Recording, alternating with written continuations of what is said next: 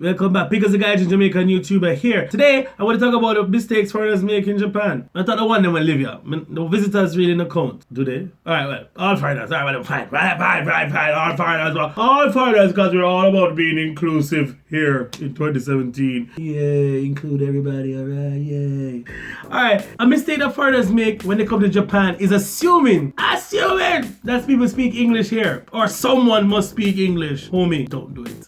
And if you find someone that speaks English, it's the most basic level of English there is. So, if you go to a bank or you go to a phone company, strap yourself in for one of the most unbearable experiences that you will have, because it takes forever, especially when you don't have any form of Japanese in your system. You see me? Gosh, can you imagine?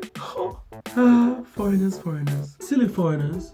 Japan is for the Japanese. So the mistake foreigners make when they come to Japan is not being able to speak some level of Japanese. And by some level I mean to communicate. I don't mean like arigato and sumimasen. That's cute and all, but that won't get you anywhere. Alright, so you need to be able to speak at a certain level and also be able to read and write. Write not so much, but able to read. Because if you can't read, you're gonna have problems. And being unable to read Japanese leads to you getting lost on trains because you take the wrong trains, missing your stops, being unable to talk to people about basic things, and missing out on great deals. It says half off but you can't read, so you go into another restaurant because you know it's American and their food is like 10 times more expensive and not as tasty as a half off restaurant beside it. Don't you want to get half off food? Learn words like tabi hodai, nomi hodai. Those are clutch, and hanbun half off. Learn those words, you're good for life. Karaoke.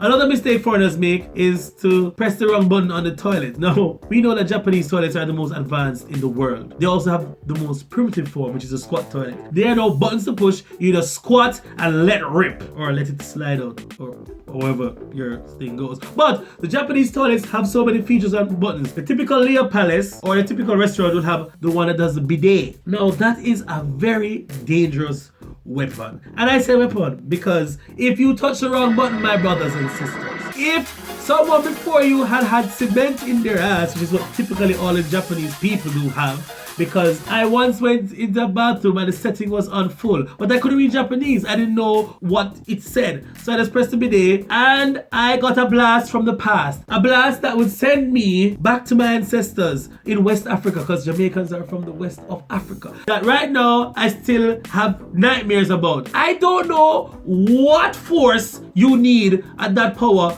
to clear out whatever you had to eat today. Dear God, people, take my foolish advice.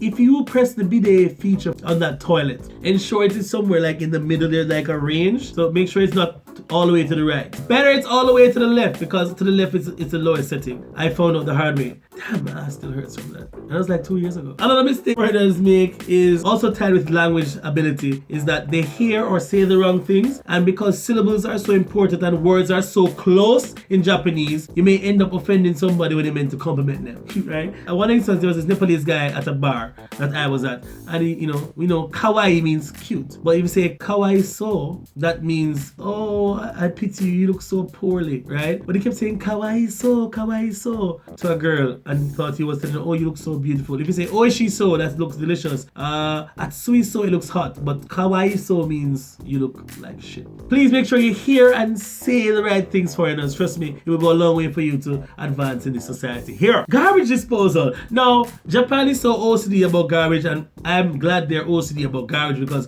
recycling helps to elongate the life of the planet, helps us to reuse things and all this wonderful stuff. But they're very anal. What? Is there a theme in this video? Alright, they're very anal about sorting the garbage. Because they dispose differently based on the properties. So, for instance, you have garbage that is burnable and non-burnable. Plastic, tin, glass, pass, no, sass, right? So in Japan, depending on which city you're in or which prefecture you are in, you will have like different colored bags indicating what type of garbage. Now, they also have garbage days. So for instance, in my city, I don't even know the garbage days because I don't pay attention. But They have, for example, it's Plastics Day on Monday and non-burnables on Tuesday. No, people have to wait. There are rules and etiquettes to this thing. There are levels to this garbage disposal in Japan. You have to wait on a particular day to put out the garbage. And you can't put out the garbage the night before or else you'll be frowned down upon by all those Japanese looking at you through the window.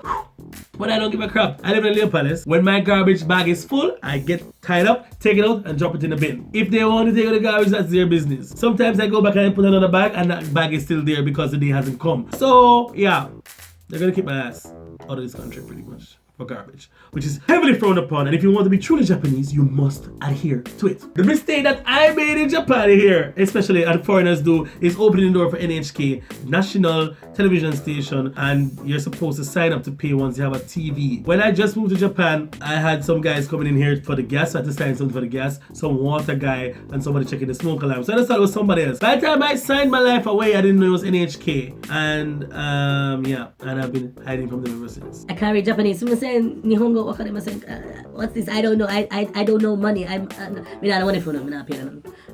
Another mistake the foreigners make here in Japan is relying on debit and credit cards. Japan is a cash country. Although they're moving towards more IC cards and debit cards, predominantly you need to still have cash to do most of your transactions here. So just make sure you have enough cash whenever you're going out. Another mistake that foreigners make here in Japan, especially foreign men, is thinking that because the girls in the bars or izakayas flirt with you, they're interested in you. No, they are doing customer service. They will be more, they're very pleasant and they say, oh yes, do you want a drink? Oh yeah, what do you want to drink? And if they speak English, you're like, oh crap, this girl is digging me, and she laughs at your jokes and she takes your social media number and your social security number, social media number. She takes your line on Instagram and she talks to you there. And if you ask, hey, let's go for another drink, she said, yeah, come back to this place and we can drink together. No, I mean like me and you actually drinking together. Oh. That's what he meant. You suck! What? You think I just want to, you think I'm coming to the place because the drinks are good, I'm coming there because of you, girl. Don't fall for it, fellas. There was this one guy that actually fell for the girl and the girl wasn't interested in him at all. He bought her flowers and chocolate and teddy bears and brought it to the workplace at the izakaya with her co-workers there, with other foreigners there, with Japanese people there, in public. She didn't want any part of it. He was crushed, broke his heart. He started sending news to the whole world. Except me, because that's something that's something. But the number one mistakes foreigners make, and I think I've been guilty of it a couple times, is thinking that people actually give a shit about what you have to say. Who the hell are you?